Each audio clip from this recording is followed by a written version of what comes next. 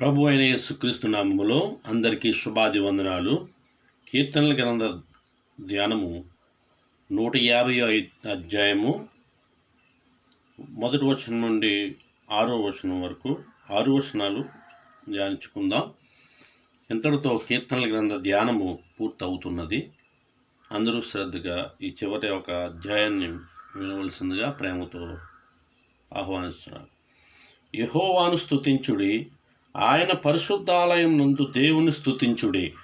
ఆయన బలమును ప్రసిద్ధి చేయు ఆకాశ విశాలమందు ఆయనను స్తుతించుడి. ఆయన పరాక్రమ కార్యములను బట్టి ఆయనను స్తుతించుడి. ఆయన మహాప్రభావమును బట్టి ఆయనను స్తుతించుడి. బూరధ్వనితో ఆయనను స్తుతించుడి. స్వరమండలముతోనూ సితారాతోనూ ఆయనను స్తుతించుడి. తంబురతోనూ నాట్యముతోనూ ఆయనను స్తుతించుడి. తంతి వాద్యములతోనూ పిల్లన గ్రోవితోనూ ఆయనను స్తుతించుడి.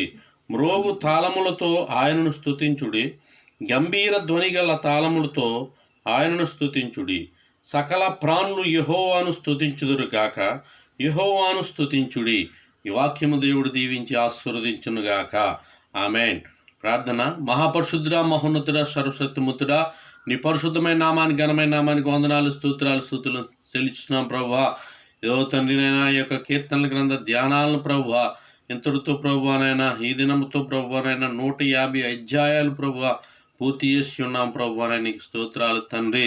ఏవో ప్రభువా, ఎవరైతే ప్రభువా ఈ యొక్క 150 అధ్యాయాలు తండ్రి ఓ ప్రభువానైనా ఎంతమంది అయితే ధ్యానించి ఉన్నారో, విని ఉన్నారో, గ్రహించి ఉన్నారో ప్రభువా, ప్రతి కుటుంబాన్ని, ప్రతి ఒక్కరిని కూడా మీరు దీవించండి, ఆశీర్వదించండి ప్రభువా.